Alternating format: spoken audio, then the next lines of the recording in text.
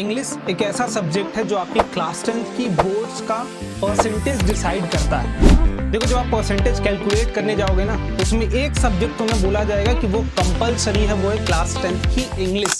और बहुत सारे बच्चे ये गलती करते हैं कि इंग्लिश को पूरे साल इग्नोर करके जाते हैं और एट द एंड जब पेपर उनके सामने आता है तो ब्लैंक हो जाते हैं, भैया करें क्या, पढ़े तो थे नहीं पूरे साल।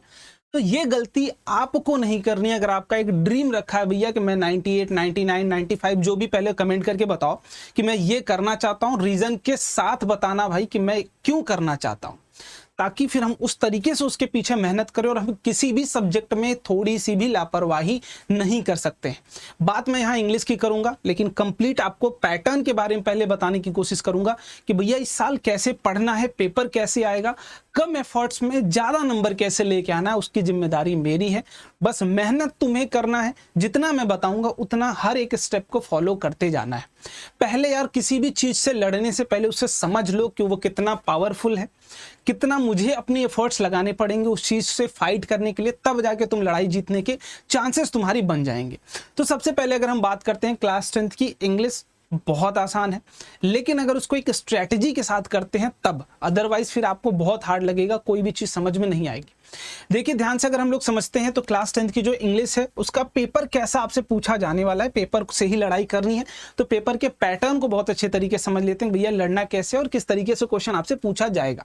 तो टोटल हम लोग बात करें तो 2024-25 सेशन के लिए मैं बात कर रहा हूं, सेक्शन वाइज आपका वेटेज भी दिखाऊंगा कि आपके कितने सेक्शन टोटल पूछे जाते हैं और कौन कौन से कितने मार्क्स कैरी करते हैं। सेक्शन की बात करें, टोटल 3 सेक्शन में आपका क्वेश्चन का पेपर होगा, ए, बी और सी। ए वाले पार्ट में होगा रीडिंग स्किल्स, जो कि आपकी करिकुलम से कोई मैटर नहीं करता है। जो आपकी क्लास 10 की इंग्लिश की 2 बुक्स होंगी, उन दोनों बुक्स से कोई सेंस नहीं बनता है इस रीडिंग स्किल का। ये आप इंडिविजुअल लेवल पर इंप्रूव कर सकते हैं बाय प्रैक्टिसिंग द थिंग्स। बहुत सारे आप पैटर्न्स फॉलो करिए, बहुत सारे पैसेजेस को लगाइए और अपनी स्किल्स को बढ़ाइए। अभी दिखाऊंगा भी किस तरीके से सवाल आता है, बस तैयार रहना तुम। रीडिंग स्किल आपको 20 नंबर देके जाएगा मेरे भाई, और ये फ्री का नंबर है। यहां मैं लिख भी दे रहा हूं कि ये फ्री का नंबर है, बस इस पे तुम्हें थोड़ी सी मेहनत कर लेनी है, फ्री का नंबर मिल जाएगा। पूरा एक पैसेज तुम्हें वही मिलेगा, वही पैसेज से वही आंसर करके आना है, फ्री का नंबर है। बस थोड़ी सी एबिलिटी अपने अंदर डेवलप करनी पड़ेगी। उसके बाद अगला जो सेक्शन बी है, ये बहुत सारे बच्चों को हार्ड लगता है, लेकिन अगर आप ध्यान से देखेंगे, बहुत स्ट्रेटजिक अगर चलेंगे, सबसे आसान सेक्शन में बोल सकता हूं कि ग्रामर वाला है सेक्शन बी, जो 20 नंबर आपको ये भी फ्री का देके चला जाएगा। लेकिन थोड़ा सा आपके अंदर स्ट्रैटेजी होनी चाहिए उसको अटेम्प्ट करने के लिए। मैं ये नहीं कर रहा हूं कि आप एकदम गधे हो, आपको इंग्लिश पढ़नी नहीं आती और आप फ्री का नंबर लेके आओगे, नहीं। आप इंग्लिश पढ़ लेते हो, थोड़ा सा सेंस है आपके पास फील करने का, देन ये वाला सेक्शन आप ऑटोमेटिकली अच्छे तरीके से फोड़ सकते हो। इसके बाद लास्ट सेक्शन की बात करते हैं, जो आपकी लिटरेचर वाले पार्ट से आता है, लैंग्वेज थ्रू द लिटरेचर, जो कि 40 मार्क्स का होता है। तो 40 मार्क्स तो हम बिना बुक पढ़े ही नहीं स्कोर कर सकते हैं। अगर मैं क्लास 10 की बुक ही ना पढ़ूं तब भी मैं 40 मार्क्स स्कोर कर सकता हूं। अब रही बात हमारा 40 मार्क्स की, तो वो क्लास 10 के लिए इंग्लिश की जो बुक्स है वो आपको पढ़नी पड़ेगी। ठीक है, थोड़ा सा पेपर पैटर्न की तरफ चलते हैं। तो हमने देखा था कि सेक्शन ए में आपकी रीडिंग स्किल्स पूछी जाएंगी, और रीडिंग स्किल्स में क्या पूछा जाएगा भैया, तो reading comprehension through unseen passage आपसे पूछा जाएगा। पहला जो पैसेज होगा वो आपका लगभग 400 से 450 वर्ड्स में होगा, जिसे हम कहेंगे डिस्कसिव पैसेज, कंक्लूसिव पैसेज होगा। आपको पॉइंट्स बाय पॉइंट चीजें दी रहेंगी।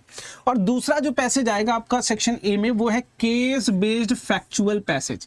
इसमें आपको बेसिकली ग्राफ, कुछ चार्ट का यूज किया जाता है, कुछ ग्राफ दिया जाता है, जो कि लगभग 200 से 250 वर्ड्स का होगा। लेकिन दोनों पैसेज की खास बात है कि 10 नंबर का ये भी आएगा और 10 नंबर का ये भी आएगा। तो 10-10 नंबर के 2 पैसेज आएंगे, जो दोनों पैसेज आपके सामने होंगे, उनको पढ़ना है, उनके सवालों को लगाना है, समझना है, सब कुछ वही पेपर से ही करना है, घर से कोई भी दिमाग लेके नहीं जाना है। बस थोड़ा सा सोचने की ability, reading ability, thinking ability आपके अंदर पहले से होनी चाहिए। आप खुद सोचो, आपको अगर एक पैरा दे दूं मैं और बोलूं इसमें से कुछ क्वेश्चंस आपसे पूछता हूं, आप पैरा कितने अच्छे से पढ़ते हैं, कितने अच्छे से उससे लाइंस को सेलेक्ट करते हैं, वो इंपॉर्टेंट है। ठीक, और इसके बाद आ जाते हैं total length of 2 passage will be, दोनों का मिला के कितना होगा, 600 से 700। अब किस तरीके के भैया सवाल पूछे जाएंगे हमारे जो अनसीन पैसेज में होगा, वो होगा मल्टीपल चॉइस क्वेश्चन पूछा जा सकता है, objective question, short answer type question पूछा जाएगा, to be answered in 30 to 40 words में, जितने में बोला जाए उससे ज्यादा नहीं करना है। विल बी आस्क्ड कॉम्प्रिहेंशन, ठीक है, एसएस कॉम्प्रिहेंशन, इंटरप्रिटेशन, एनालिसिस, ठीक है, सारी चीजें तो हो गई।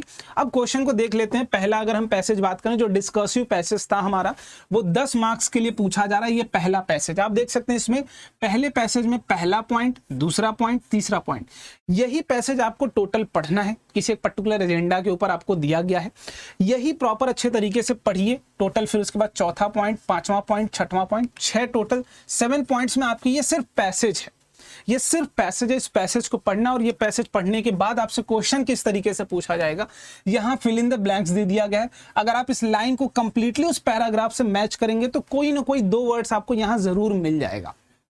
इसके बाद दूसरा सवाल आपके सामने यहाँ पर है, select the option that correspond to the meaning of the word. Meaning के ऊपर थोड़ा सा पूछा गया है, तो ये बहुत अच्छे तरीके से आप इसको पढ़ेंगे तो ऑटोमेटिकली आपको चीजें समझ में आती चली जाएंगी।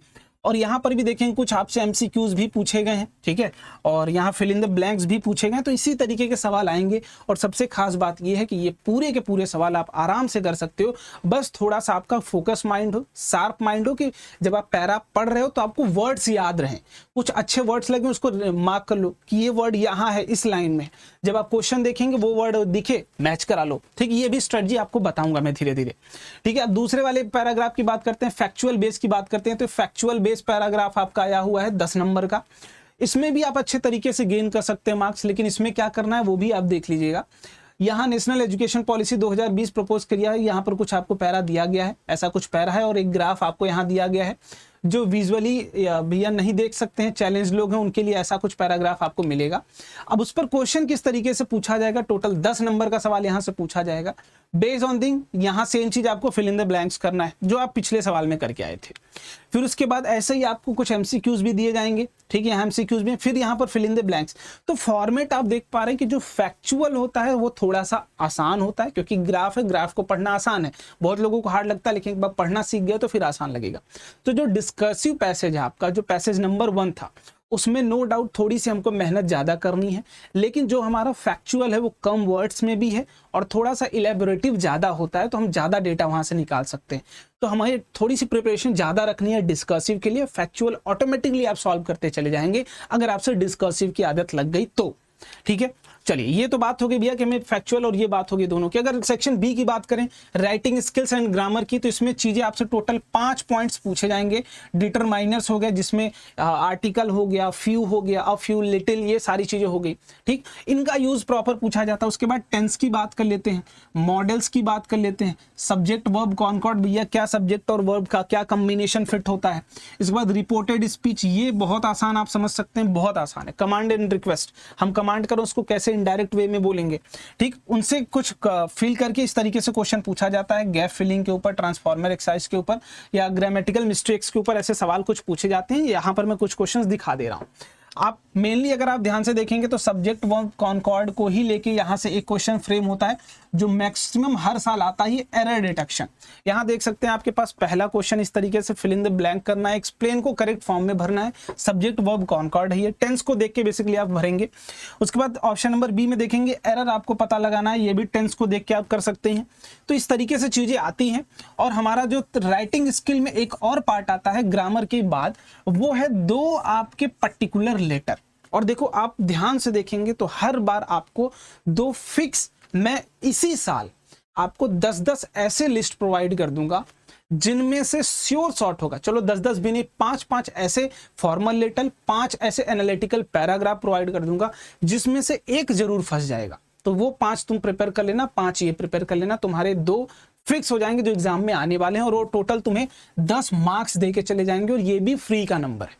इसके लिए कुछ याद करके नहीं जाना, एक पैटर्न बस याद कर लो, बाकी पूरा क्वेश्चन तुम आराम से वहां कर सकते हो। इसके बाद हम बात करें तो क्वेश्चन नंबर 4 की देखेंगे, तो यहाँ पर भी 2 चीजें आपको दी गई हैं, पैरा दिया गया है, ठीक, उन्हें अटेम्प्ट करना है, उस पैरा के अकॉर्डिंगली इसको चीजें अटेम्प्ट करनी है आपको, ठीक है।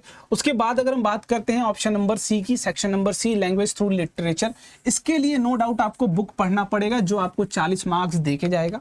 और मैं तो यही बोलूंगा कि भैया आप एक बार बुक पढ़ लीजिए, ये पूरा सेक्शन दिखा दूंगा क्वेश्चन किस तरीके से आता है, बट इसमें बहुत ज्यादा चर्चा करने का विषय नहीं है, क्योंकि हमें पता चल चुका है सेक्शन ए सेक्शन बी तक की बात हो गई, सेक्शन सी की बात हम कर रहे हैं। जो हमारे बुक से है वो सेक्शन सी, जो बुक के बाहर है वो सेक्शन ए और सेक्शन बी। तो सेक्शन सी के लिए क्या करिए भैया, उसके लिए एक स्ट्रेटजी प्रॉपर मैं लेके आऊंगा, बट उसके लिए चैनल को सब्सक्राइब करके रखना, दोस्तों तक शेयर जरूर कर देना। अब देखो इसमें कुछ नहीं करना भाई, स्टोरी आप पढ़ते चलिए, उनके क्वेश्चंस खुद से फ्रेम करना सीखिए, उनके आंसर्स करना दिखे। कुछ फिक्स क्वेश्चंस होते हैं, जैसे अगर आप देखो क्लास 10th में लेंचो का एक कैरेक्टर, तो उसके ऊपर एक बोला जाएगा कैरेक्टर, उसको डिफाइन करिए, ठीक। तो इस तरीके से कैरेक्टर स्केच ऑफ लेंचो या किसी भी और कैरेक्टर के बारे में आपकी कैरेक्टर स्केच पूछ लिया जाता है, तो वो चीजें आपको मैं दिखाऊंगा। कुछ फिक्स क्वेश्चंस आते हैं, हर साल आते हैं, तो मैं रिपीटेड आपको दिखाऊंगा, फिर क्वेश्चंस दूंगा, वहीं से सवाल फंस जाएगा। बस तैयारी आपको मेरे साथ करते चलना है। ये क्वेश्चंस देखते हुए चलिए, कुछ इस तरीके से क्वेश्चन आपसे पूछा जाएगा, short and very short and long answer type, ठीक। इस तरीके से 30-30 मार्क्स के क्वेश्चंस होंगे। आपको करना क्या है, 4 आउट ऑफ 5 अटेम्प्ट करना है, ठीक है, जिसको 40 से 50 बुक में फर्स्ट फ्लाइट बुक से होगा। 2 आउट ऑफ 3 क्वेश्चंस आपको अटेम्प्ट करना है, ये फुटप्रिंट विदाउट फीट से होगा। 1 out of 2 long answer type आपको अटेम्प्ट करना है, जो फर्स्ट फ्लाइट से होगा, ठीक। उसके बाद 1 आउट ऑफ 2 आपसे अटेम्प्ट करना है, जो फुटप्रिंट विदाउट बीट। आप समझ सकते हैं 2-2 क्वेश्चन आपसे पूछे जाएंगे। एक होगा एक short answer type first flight से, एक short answer type footprints without feet से, फिर लॉन्ग आएगा एक अपना किससे, फर्स्ट फ्लाइट से, फिर दूसरा आएगा किससे, फुटप्रिंट्स विदाउट फीट से।